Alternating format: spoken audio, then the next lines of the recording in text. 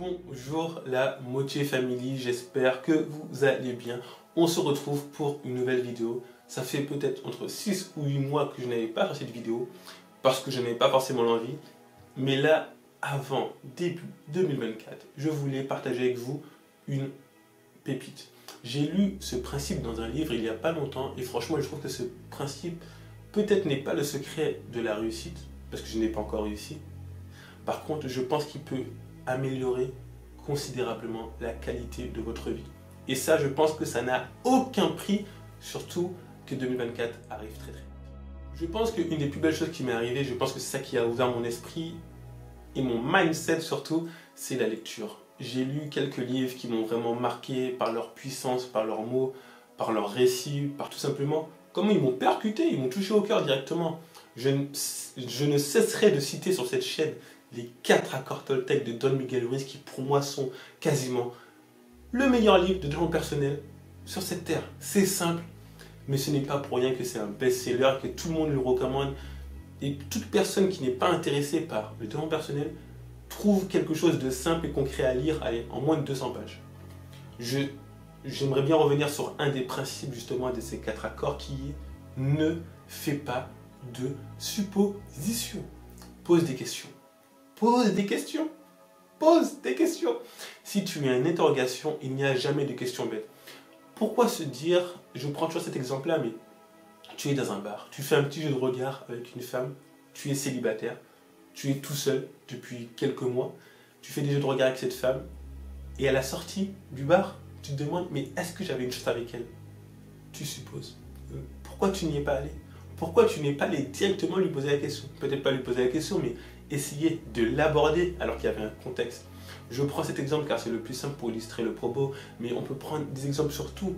Tu vois que ta partenaire de vie ou ton partenaire de vie est un petit peu intrigué, au lieu de te faire des suppositions, demande-lui, mais qu'est-ce qu'il y a? Il s'est passé quelque chose au boulot? J'ai fait quelque chose qui n'allait pas, qui t'a fait du mal?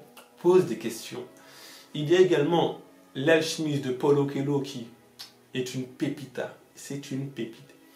Une invitation à un voyage personnel. Santiago, un jeune berger espagnol, se demande quelle est sa raison de vivre, quel est son pourquoi. Mais quel est ton pourquoi? Et en fait, ce livre, pourquoi je l'apprécie, c'est parce qu'il nous montre en fait que, qui que tu sois sur Terre, tu as quelque chose à accomplir. Je refuse d'entendre quelqu'un me dire que je suis venu sur Terre juste pour être là. Tu as quelque chose à accomplir. Moi, je te le dis. Moi, j'en suis sûr. Tu as quelque chose à accomplir. Tu as un pourquoi. Comme dit Oscar Wilde, et cette magnifique citation, les 2 plus beaux jours de ta vie sont tout d'abord le jour où tu es né et deuxièmement le jour où tu découvres pourquoi. Dans l'alchimiste, il nous parle de tellement de principes et surtout c'est un livre différent des 4 accords Toltec puisque en fait c'est un roman un petit peu d'histoire. Donc du coup c'est développement personnel mais caché sous une histoire magnifique. Donc du coup je vous le conseille. Je voulais revenir sur ces 2 livres-là parce que, déjà ça fait longtemps, je n'ai pas parlé sur la chaîne dans une vidéo, mais surtout car il introduit le principe qui pour moi améliore considérablement ta qualité de vie. J'ai lu également Pouvoir illimité, la PNL, programmation neurolinguistique d'Anthony Robbins. Bon, il fait 300-400 pages, il est costaud, mais ce livre est une pépite. Il nous parle tout d'abord, avant de vous parler du principe en question, des points d'ancrage. Les points d'ancrage, je vous explique. Le point d'ancrage, en fait, c'est une manière de vous permettre de retrouver un état d'esprit ou un état défini. C'est-à-dire, moi, je fais du volley. Pour vous dire, avant chaque match de volley, je fais 2 choses.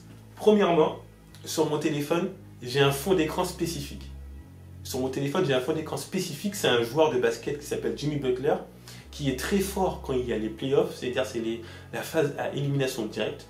Bah, je le mets en mode playoff pour te dire, Gio, ce soir, tu sais ce que tu as à faire, tu connais tes points forts, tu connais tes points faibles, tu fais la meilleure copie parfaite, possible plutôt.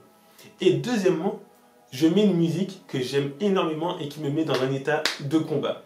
Et bien en fait, il nous dit que s'il y a un moment de ta vie, je sais pas, pendant un match de foot, pendant un moment, un examen, pendant un moment où tu allais aborder ce garçon, cette fille qui te plaisait, où tu as mené ce projet, où tu as parlé à ton banquier, peu importe, tu as ressenti quelque chose en toi, une émotion ou quelque chose qui, à ce moment-là, tu savais que quoi qu'il pouvait se passer sur cette terre, tu allais réussir. il pouvait avoir une météorite qui s'écroule sur cette terre, tu allais réussir. Et bien il nous dit que si tu fais des signes ou des points d'ancrage justement, tu peux retrouver cet état. En gros, imagine, moi, mon point d'ancrage c'est mon fond d'écran plus la musique. Toi, imagine ton point d'ancrage c'est ça.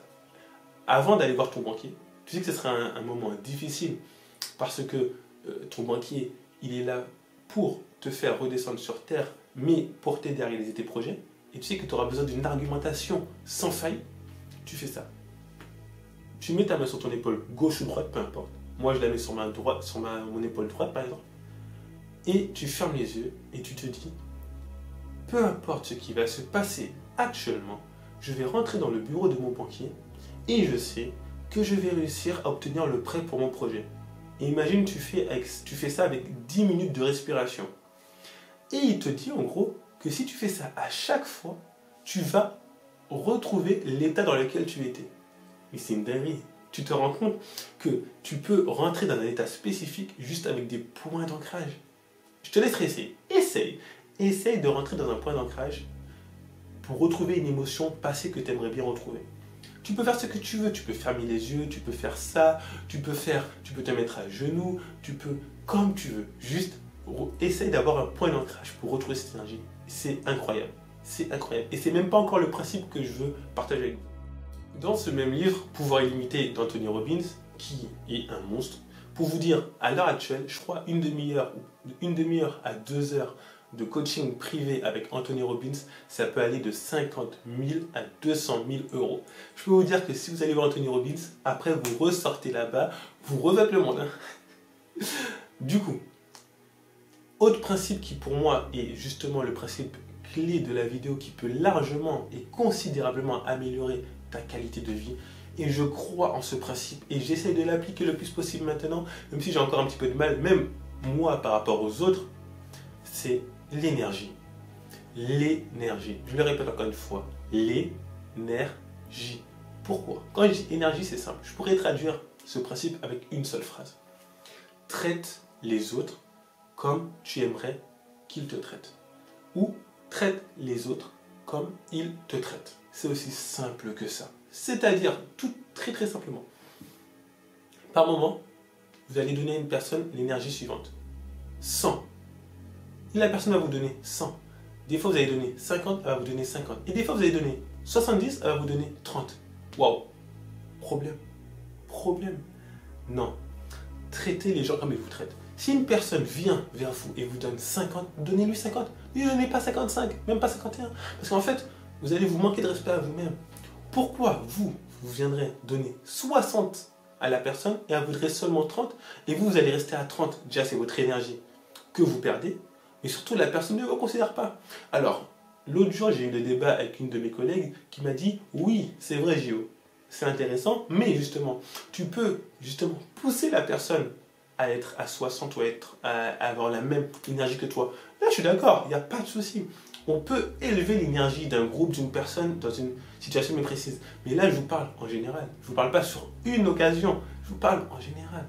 Si une personne de votre entourage vient à chaque fois et vous donne 30%, donnez-lui 30%. Vous ne pouvez pas lui donner 40%, vous ne pouvez pas lui donner 50%. Ce n'est pas compatible, ce n'est pas possible. Et je pense majoritairement, malheureusement, c'est que beaucoup de personnes se donnent plus dans une relation que l'autre. Je dis ça, même des fois dans mon couple, malheureusement, ma partenaire donne plus que moi. Et là, c'est à moi de mettre mon énergie. Et malheureusement, des fois, je ne fais clairement pas l'effort. Et là, elle devrait se dire, ok, Gio, tu me donnes 30, et ben je vais te donner 30. Et mon petit frère Dimitri, il me donne des leçons, et ma partenaire commence à faire ça également. Il me dit, Gio, tu me traites comme ça, et je vais te traiter pareil. Et je peux vous dire que quand il met la même énergie que moi, je le vois tout de suite. Parce que ce gars-là, c'est un gars à 110%. Et des fois, il est là à 30%. Waouh! Je peux vous dire, il le fait une fois, pas 2 fois. Parce que même moi, je n'aime pas quand l'énergie est à 30, j'aime quand l'énergie est à 110.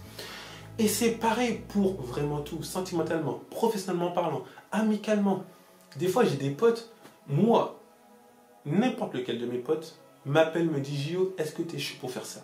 Même si je ne suis pas forcément chaud, hormis peut-être la salsa, parce que j'aime pas trop tout ce qui est la danse et tout, mais sinon, n'importe lequel de mes potes m'appelle, je lui donne la force. Franchement, il y a peu de chances que je donne pas la force à mes potes. Des fois, j'appelle mes potes, ils sont là. Ouais, je sais pas. Parle français. 70, 70. Tu parles français? 30, 30. Non, mais en fait, c'est tellement simple. Mais appliquez ça aux personnes de votre entourage, aux personnes de votre entreprise, enfin, de votre travail. Ils vont considérablement changer. Il y aura deux solutions.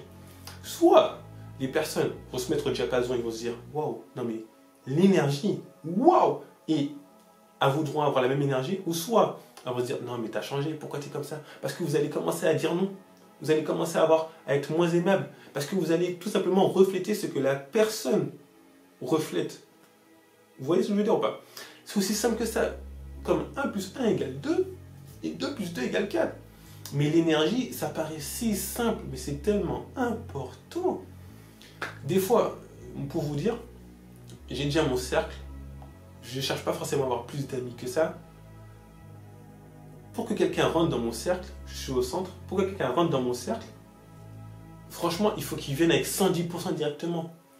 Parce que si tu viens avec 50%, c'est quoi l'intérêt? Quand tu es avec quelqu'un qui sourit, qui a une énergie débordante, mais tu as envie de refaire le monde, quand tu es avec quelqu'un qui a une énergie à 20, 30, 40%, tu veux faire quoi en fait? Dis-moi ce que tu veux faire. C'est une question d'énergie. Et c'est pareil. Quand tu es dans une phase d'apprentissage avec une personne que tu fréquentes, pourquoi ne pas avoir plus, passer de l'amitié à une relation amoureuse? Si tu vois que toi tu es là, bam, c'est toi qui dois faire la conversation. C'est toi qui dois tout faire. Non, non, l'énergie.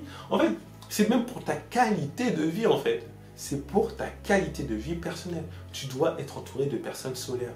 Une personne qui rigole, une personne qui te donne envie, une personne qui te refait tes journées. Alors évidemment, moi, j'aimerais bien qu'on dissocie deux choses. Le monde, il est dur. Il est très très dur. On sait, on n'est pas des idéalistes. Je me dis juste optimiste. Dans le sens où, je sais que le monde est dur, on a tous nos difficultés, on a tous nos épreuves. J'en ai vécu, on en a tous vécu. Rien n'est plus important que d'autres. Je pense que chacun, à son échelle, se bat. Cependant, moi, j'essaie juste de voir le beau côté. Comment, justement, le 90-10? Comment les 10% de ce qui arrive ne vont pas prendre 90% de mon énergie et me donner envie de rien faire? Parce que c'est pour ça que je regarde peu les infos, parce que si tu écoutes les infos, que des choses négatives, alors que le monde est rempli de choses positives, évidemment. Donc du coup, à ton échelle, essaie de voir ce que tu peux faire pour changer. Regarde, fais cette vidéo. Peut-être que 5 personnes vont voir la vidéo, mais sur les 5, peut-être une personne aura besoin d'entendre ce que je suis en train de dire. Et c'est ça qui est important en fait. C'est ça qui est important dans le discours. Donc c'est ça. Entourez-vous, soyez des personnes de l'énergie, des personnes solaires. Et moi, j'essaye d'être une personne de l'énergie. Une personne vient, bam, je te donne 90. Tu me donnes 90, je te donne 90. Tu me donnes 30, je te donne 30. Et dans certaines situations, pour revenir au propos de ma collègue, par exemple, quand on est au volley, je suis au volley, c'est un sport de 6, et c'est la personne de l'énergie de l'équipe. Toujours, les gars, on n'abandonne pas. Les gars, 1 point. Les gars, -3, c'est rien, c'est pas grave. Faire la bonne action au bon moment, le bon mindset. Non, non, là, je suis d'accord. Là, tu peux avoir un rôle de solaire, d'énergiseur, comme on peut dire. Mais sinon, dans tes relations professionnelles, amicales et surtout sentimentales, parce que la partenaire de vie ou ton partenaire de vie, il n'y a rien de plus important. Là, je suis catégorique, énergie. 50%, 50%, 100%, 100%, 30%, 30%. C'est aussi simple que ça. Il ne faut pas chercher plus loin. Enfin, moi je pense ça. Donc du coup, voilà. Donc, s'il n'y avait qu'une seule chose à retenir de cette vidéo, c'est que pour moi, le secret pour considérablement améliorer ta qualité de vie est tout simplement d'être une personne de l'énergie. Tout d'abord, lis des livres. Forme-toi, regarde des vidéos, des podcasts. Il y a également, j'aime de plus en plus regarder des vidéos, par exemple de WSL, une chaîne sur YouTube que mon frère m'en a parlé, et surtout Légende de Guillaume Play. J'aime bien beaucoup les types de contenu qu'il fait. C'est vraiment intéressant. J'aimerais bien, genre, pourquoi pas faire des contenus comme ça, t'invites une personnalité publique, et vous échangez et tout, c'est super intéressant. Mais surtout, lis, forme-toi, sois curieux. Moi, je pense que c'est ça qui a fait que je suis devenu cette personne-là, alors que, franchement, quand j'étais plus jeune, bah, j'étais pas du tout destiné à être intéressé par le développement personnel ou la motivation, ou même faire des vidéos sur YouTube. Au début, c'était juste un délire, justement, avec mon frère Dimitri. Et bah, en fait, c'est un délire où tu prends plaisir, hein, et inconsciemment, bah, ça te donne des idées pour pourquoi pas faire autre chose. Mais surtout, sois quelqu'un de l'énergie. Sois quelqu'un d'énergie. En fait, pour moi, je trouve ça tellement important que tu passes pas à côté de ta seule vie. Parce qu'on parle beaucoup, mais la vie, elle est dure. Mais en même temps, elle est belle, elle est longue, en même temps elle est courte. Et en fait, c'est chaque moment, c'est l'instant T, l'instant présent qui fait que, à la fin des comptes, une fois que tu seras devant le Tout-Puissant et il te dira, Gio, qu'est-ce que tu as fait? Est-ce que tu es fier ou est-ce que tu n'es pas fier? Est-ce que tu as des regrets? Est-ce que tu n'as pas des regrets? C'est à ce moment-là où il faut dire, j'ai vécu. En essayant de faire le moins de mal possible, évidemment, mais surtout en essayant de profiter le plus. Donc du coup, voilà. Donc, bonne fête de fin d'année à la famille. On se retrouve en 2024, ce qui est sûr, pour des nouvelles vidéos. Passez des bonnes fêtes, profitez des vôtres, profitez de vos proches, parce que rien n'est plus important que la famille, ça c'est clair et net. Mais surtout, soyez des personnes de l'énergie. Et comme Marc 9, verset 23 le dit toujours, tout est possible pour celle ou celui qui croit. Mais n'oublie pas que pour le voir, il faut croire et non voir pour croire. Tout passe par la méditation et la visualisation. Visualise et ça va se passer.